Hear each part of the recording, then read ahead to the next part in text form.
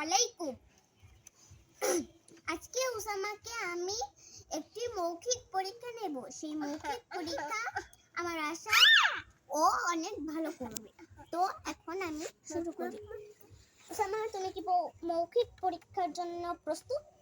হ্যাঁ। বিসমিল্লাহির রহমানির রহিম। আমি এখন শুরু করছি। 1 নম্বর প্রশ্ন, তোমার রব কে? আমার রব কে? আল্লাহ। তোমার রব কয়জন?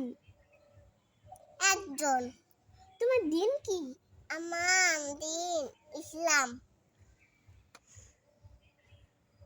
জাহান্নামে কি থাকে? আগুন থাকে, আগুন। তোমার রবের কি পিতামাতা আছে?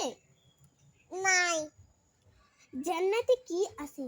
জান্নাতে অনেক খাবার আছে। মাশাআল্লাহ, আজকে ও পরিপূর্ণ সবগুলোর উত্তর দিতে পেরেছে। আলহামদুলিল্লাহ। তো উসামা, তোমার কি চাই? আমি গিফট পাই। গিফট।